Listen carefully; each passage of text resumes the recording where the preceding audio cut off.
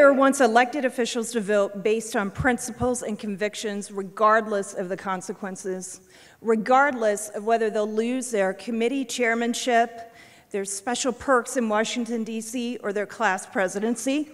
Who here wants that? And who here is proud of Congressman Ken Buck for standing on principle?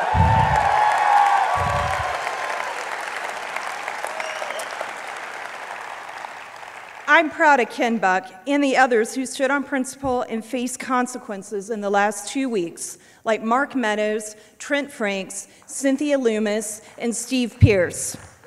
And thanks to you and the calls that you've made in the last week, Mark Meadows had his subcommittee chairmanship reinstated, and Ken Buck did not lose his class presidency.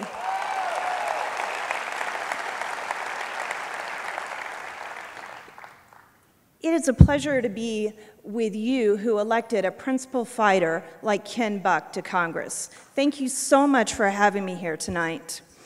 And I really am so glad to be back at this Western Conservative Summit and see it growing and growing each and every year. Thank you very much for having me.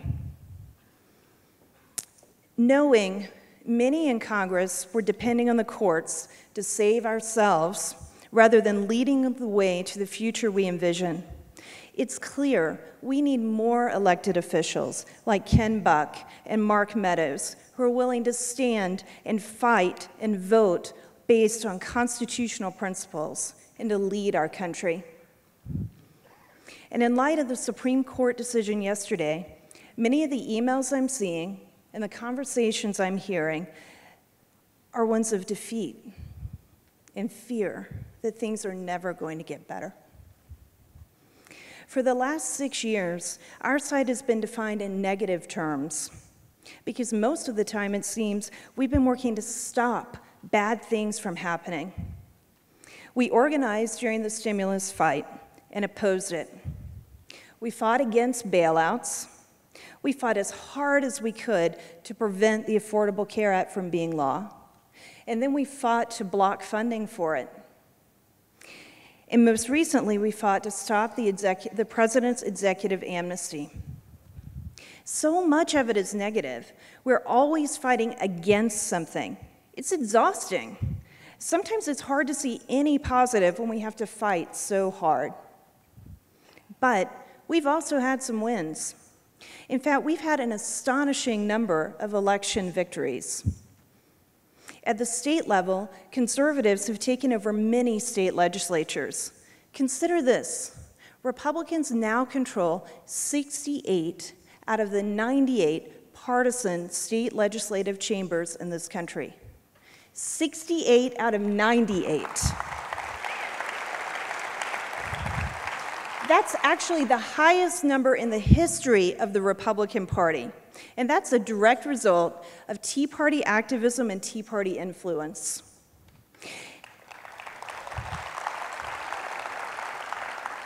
And we've had an even greater success at the federal level. Since the Tea Party movement was born, we've had 3 federal elections: in 2010, 2012, and 2014. And in 2 of those elections, Tea Party issues like repealing Obamacare and blocking amnesty for illegal immigrants dominated the election conversation and campaign discussions. And the result was 2 of the biggest electoral landslides in our lifetimes. There are more Republicans in the House of Representatives today than in any time since Herbert Hoover was president.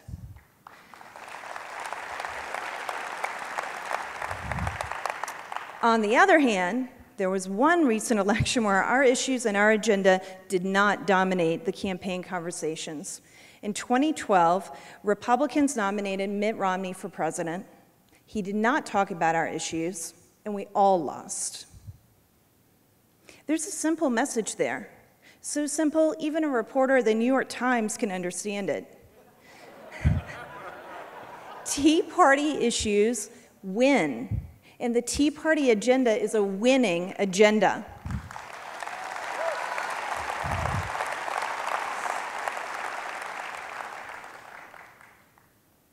It's easy to be frustrated and scared. and angry and even hopeless about the future of our country. Watching what happened at the Supreme Court is heartbreaking because we see the court writing law and changing the way our country is supposed to function. I could hardly sleep at all on Wednesday night and Thursday morning. I just kept thinking about what would happen with the court's decision and what Tea Party patriots may need to do as a result of it. And then last night, I woke up in the middle of the night on the verge of tears, just out of frustration for the direction of our country. I have a network of people around this country who, like me, can't sleep oftentimes at night because we worry so much about our country. And we email and we text back and forth. Those emails and texts in the middle of the night are often very pessimistic. They're even fatalistic because we're so worried and it's so late at night and we just can't sleep. But during the day, I don't think about those dark thoughts that I have in the dark hours of the morning. Instead, I think about and concentrate on what gets me out of bed in the morning. And this is the same thing that gets you out of bed in the morning. I think about the fact that today we can make a difference, that our country is stronger than any one president. We're stronger than 4 bad sessions of Congress. Our country is bigger than a handful of bad Supreme Court decisions. All right, and really, we're bigger than a truckload full of bad Supreme Court decisions.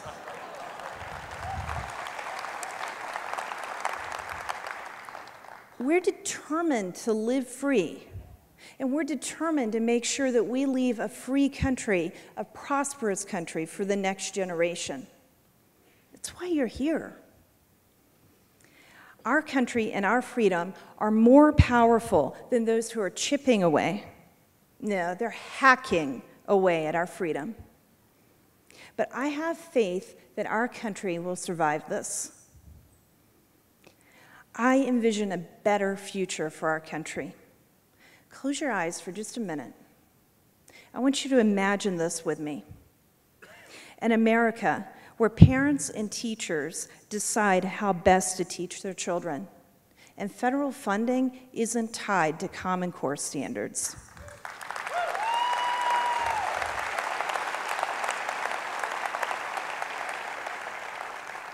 A country where our federal budget is on its way to being balanced and Congress has passed the penny plan. An economy that's growing. We have a simpler, fairer, flatter tax system with reduced rates that can't target groups with Tea Party patriots in their name.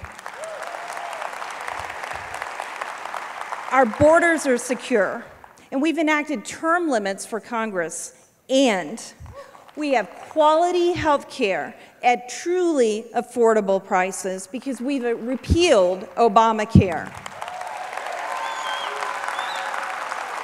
That's the future Tea Party patriots envisions, and now we have the opportunity to reach it. President Obama will be leaving the White House in 18 months from now, and the United States has a chance to chart a new course with a new president. And we very much want that president to share our values and our vision and our hopes and our dreams. We want more congressmen and senators who share our vision too. And to get to that future, we're going to need to continue to elect people who champion our visions while campaigning and who will follow through and vote based on constitutional principles.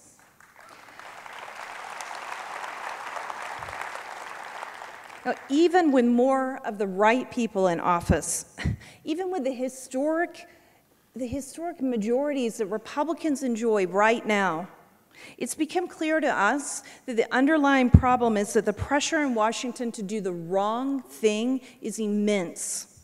It's difficult.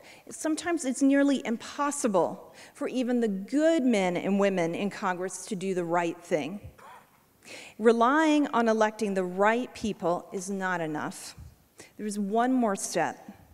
We have to make all the candidates see that what we want for the future is good not just for us. We have to make them see that it's good not just for our country, which it is. We have to make them see that it's good for them, because it will help them get what they want most, which is winning their election. So even if the wrong person gets elected, they wind up doing the right thing, and we achieve our vision. And with that in mind, at Tea Party Patriots, we've spent the last 6 months developing a winning agenda for America. We call it the Yellow Card Project. And through this project, we're going to make our agenda a driving force in Washington. Because winning the communications war isn't about having the best argument. It's about controlling what that argument is about. Remember, in 2010 and in 2014, when we controlled the debate, we won. And in 2012, not so much. It's about defining the terms of the debate. And because we define our core values as personal freedom, economic freedom, and a debt-free future, it should come as no surprise that we've developed an agenda based on those values. So let's start with personal freedom. We want the Affordable Care Act repealed.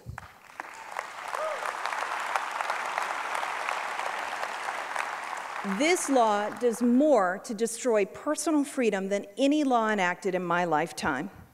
It destroys the doctor-patient relationship, it destroys medical privacy, and it destroys our right to spend our money as we see fit.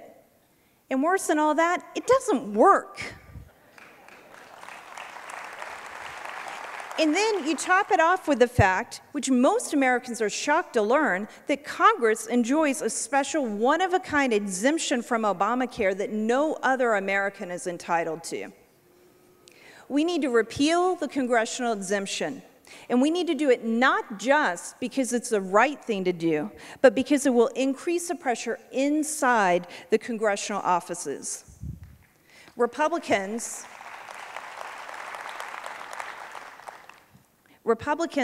are beginning to realize, after yesterday's Supreme Court decision, that they can't rely on the court to save us, and they can't rely on the court to address the problems with Obamacare. We're going to need Democrats to vote in addition to Republicans to repeal this law. And if you want to make a Democrat vote to repeal the law, make his or her spouse live under it, and make their staff live under it as well.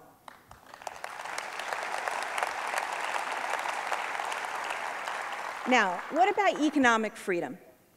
Let's start with illegal immigration, because illegal immigration is an attack on your ability to earn a good wage at a good job. We know the crony capitalists at the Chamber of Commerce want to import low-wage workers to compete with U.S. citizens, and we know it's one of the major causes of wage stagnation. So let's secure our borders, enforce the laws that are already on the books, and we can start with an exit-entry visa system. But even if we succeed in getting a handle on illegal immigration, it's not necessarily enough to help you get a good job. It's essential, but it's not enough. If you want to be able to compete for a good job in the economy of the future, you're going to need a good education. And that means no Common Core. It means breaking the funding between, breaking the federal funding between, it means breaking the connection of federal funding to Common Core. Now, I'm the mother of 12-year-old twins, and I've seen their homework. I wish Albert Einstein lived next door to me. I'm afraid even if he lived next door to me, he wouldn't be able to understand their Common Core homework. When it comes to economic freedom, I can't think of anything we need more than to overhaul our tax system, because increasing the amount of money in your pocket is the best ticket to economic freedom I know. We want tax reform that moves our country towards a simpler, fairer, flatter tax system with reduced rates. And finally, the issue that brought many of us out of our kitchens and into this movement in the first place: a debt-free future.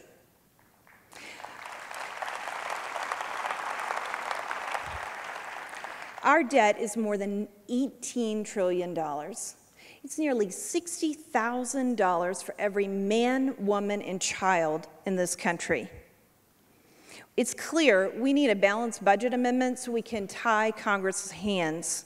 And that balanced budget amendment must have a spending limitation provision. Otherwise, they'll just balance the budget by increasing taxes. But we can't wait for a balanced budget amendment to be ratified. That'll take years, and we need to balance the budget now. So let's balance the budget through the penny plan, which is simply spending 1 penny less out of every dollar the government spent this year. If they do that, we'd have a balanced budget within 5 years. It's simple, it's easy to understand, it's popular, and most importantly, it works.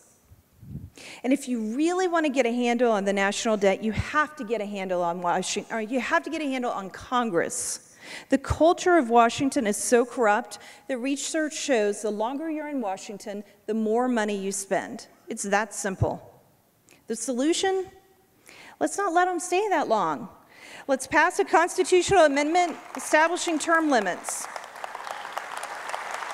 Let's get them out of Congress and out of Washington. Get them out of that corrupt cesspool before they forget that it was us who got them there in the first place. That's the winning agenda. It's broad and it's ambitious, and it's also hugely popular with voters. We polled, and Americans across the political spectrum support these issues and want our agenda adopted. Our agenda transcends party lines.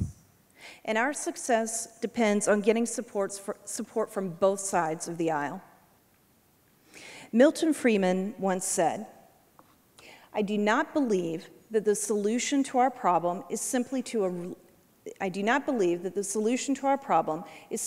elect the right people. The important thing is to establish a political climate of opinion which will make it politically profitable for the wrong people to do the right thing. Unless it's politically profitable for the wrong people to do the right thing, the right people will not do the right thing either. Or if they try, they will shortly be out of office. In short, that's what the Yellow Card Project is about. It's about changing the political climate, and it's about making it politically profitable for everyone on both sides of the aisle and inside and outside Washington, D.C., to do the right thing. So we've laid out our agenda, and we're training people all across this country. We're recruiting those who agree with us to help drive the political conversation. We want the next election to be an election devoted to a discussion of our core values, of our hopes for the future. But we can't do it alone, and we need your help. You can go to yellowcardproject.com and give us your email, or better yet, pull out your phone right now and text yellow card with no spaces, yellow card, to 313131. Again, it's yellow card to 313131. Edmund Burke said, the only thing necessary for evil to triumph is for good men to do nothing. Ladies and gentlemen, you are good men, and you are doing something. You're here today because you want to be better activists, and because you want to make a difference. And because of you, and because of people just like you all across this country, evil will not triumph. Our future is better. The better future is ours, and it's waiting right around the corner for us. We just have to work to get there. Keep your faith in America. Keep your faith in our freedom. Keep your faith in our fellow citizens and in God. Together, we will increase economic freedom, and we will have a debt-free future. And when we do, personal freedom will once again be cherished in America. all Americans will be treated equally, assuring our ability to pursue the American dream. Thank you. God bless you, and God bless the United States of America. Thank you.